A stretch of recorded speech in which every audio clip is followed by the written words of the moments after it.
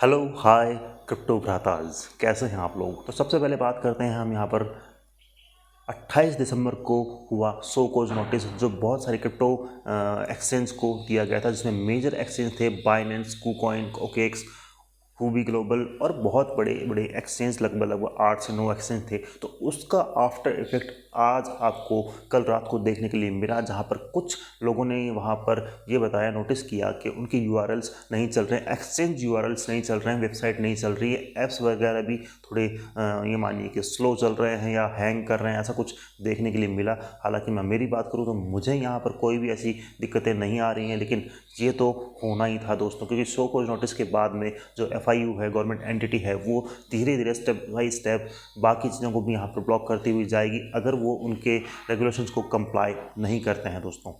यहाँ पर safer side आप ये कर सकते हैं कि आप अपना जो फंड है, क्रिप्टोज है, वो ट्रांसफ़र कर सकते हैं किसी वॉलेट्स में, या फिर कई लोग बोल रहे हैं कि आप वीपीएन वगैरह का भी यूज़ कर सकते हैं, क्योंकि तो ठीक है वीपीएन वगैरह भी यूज़ कर सकते हैं, लेकिन अगर एक्सचेंज बैन करने पे आए या फिर गवर्नमेंट ज़्यादा ही स्ट्रिक्टली बैन करने पे आई तो वो वीपीएन भी डिटेक्ट कर लेंगे और वीपीएन को भी नहीं चलने, क्योंकि उनके पास में गवर्नमेंट डेटा लेते ही रहती है वीपीएन से, क्योंकि वीपीएन ये मानिए कि अगर कोई टेररिस्ट एक्टिविटी होती है तो उसमें भी यूज़ किया जाता है। इसीलिए यहाँ पर वीपीएन ज़्यादा कारगर होता हुआ दिखाई नहीं दे रहा है। सेवर साइड आप अपना क्रिप्टोज है वॉलेट्स में ट्रांसफ़र कर लीजिए या लेज़र में ट्रांसफ़र कर लीजिए, जो भी आपको आपके लिए सेफ लगता है वो चीज़ आप कर लीजिए दोस्तों। और हो सकता है कि वीपीएन से चल भी जाए, क्योंकि देखिए गवर्नमेंट ने पॉर्न साइट्स भी बैन की थी, लेकिन वो चलती हैं वीपीएन से, तो वो चीज़ें हैं। अगर स्ट्रिक्टली बैन करने पे आई तो नहीं चलेंगी। तो दोनों ही साइड आप देख सकते हैं कि आपको क्या करना है फ़िलहाल। लेकिन ये मानिए कि यहाँ पर ये बैन परमानेंट या ब्लॉक परमानेंट नहीं है, क्योंकि उनको सिर्फ गवर्नमेंट को यहाँ पर रेगुलेशन अपने कंप्लाई करवाने हैं। तो अगर जितने भी एक्सचेंज हैं उनको इंडियन पॉपुलेशन का वॉल्यूम चाहिए, तो वो रेगुलेशन को कंप्लाई कर लेंगे और इजीली कंप्लाई कर लेंगे। चाहे बाइनेंस की बात करें, चाहे कुकॉइन की बात करें, हुबी ग्लोबल, ओके, किसी की भी बात करें, क्योंकि उनको भी चाहिए कि ट्रेडिंग वॉल्यूम होना चाहिए, और इंडिया का ट्रेडिंग वॉल्यूम तो आप जानते ही हैं बहुत ही ज़्यादा है।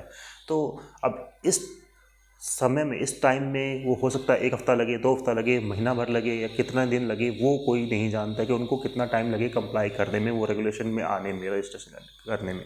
तो ये सब चीज़ें हैं दोस्तों। और यहाँ पर बात करें हम बिटकॉइन की, तो बिटकॉइन ये मानिए कि 49,000 का मार्क जो लिक्विडेशन थी, मैंने टेलीग्राम चैनल पे बताई थी, वो करके आई है। उसके बाद भी मैंने बोला था टेलीग्राम चैनल पे 44 पर भी लिक्विडेशन बैठी है, तो 43 का भी मार्क अभी रात को ही टच किया है। तो ये लिक्विडेशन तो होनी ही थी दोस्तों, क्योंकि बहुत ही ज़्यादा मार्केट ग्रीड में था। 71 के लगभग ग्रीड में मार्केट यहाँ पर चल रहा था, तो डेफिनेटली यहाँ पर गिर नहीं थी। ओआई डेटा की बात करें तो ओआई डेटा भी लॉन्ग बहुत ही ज़्यादा लोग लेके बैठे थे, और यहाँ पर ये मानिए कि इम्बैलेंस हो गया था मार्केट। लॉन्ग शॉर्ट जो रेशियो है वो इम्बैलेंस में आ गया, उसको ही बैलेंस में करने के लिए यहाँ पर ये डंप आया है दोस्तों। और यहाँ पर बहुत सारे लोग जो लॉन्ग में थे वो लिक्विडेट हुए हैं रातों रात। तो इसी चीज़ को देखते हुए आप अपनी ट्रेड कीजिएगा दोस्तों।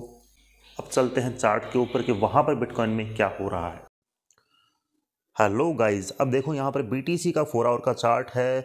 ये जो चैनल पहले से बन रहा था वो यहाँ पर ब्रेक डाउन हो चुका है। अब देख सकते हैं फिबोनाची का भी लेवल देखेंगे तो वो भी हमारा जो 88% लेवल है, यानी कि 90% का लेवल उस पर टच करके आया है। हमारी जो सपोर्ट थी उसको एग्जैक्ट सपोर्ट किया है। ये वाली सपोर्ट आप देख सकते हैं कि 41,450 के लगभग ये आया है।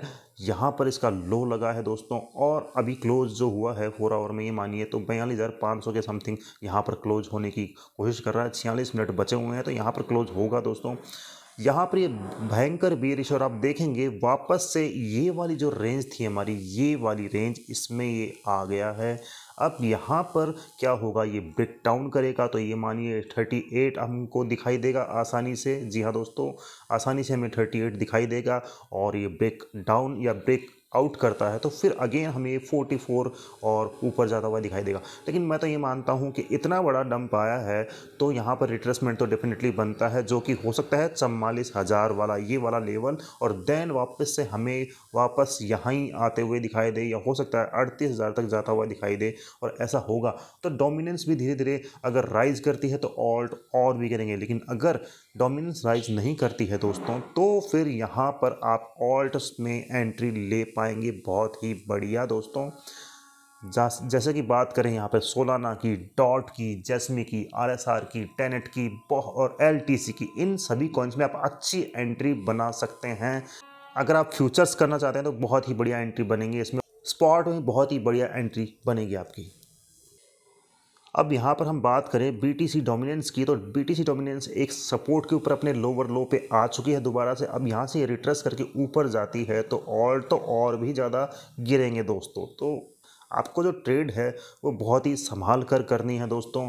यहाँ पर अगर ये BTC डोमिनेंस वापस से राइज करती है तो फिर यहाँ पर उतना परफॉर्म नहीं करेंगे हमारे ऑल्ट कॉइन्स, लेकिन अगर यहाँ से अपने लोअर लो को भी तोड़ते हुए जाती है नीचे BTC डोमिनेंस तो फिर तो ऑल्ट भी गिरेंगे और BTC तो गिरेगा ही गिरेगा।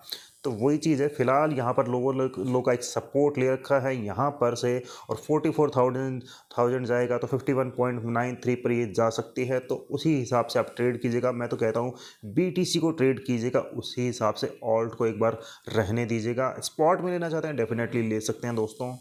तो ये एक क्विक एनालिसिस था मेरा, आशा करता हूँ आपको अच्छा लगा होगा तो प्लीज़ लाइक शेयर सब्सक्राइब कीजिएगा नए हैं तो, और पुराने हैं तो प्लीज़ लाइक और शेयर कर ही दीजिएगा। Thank you.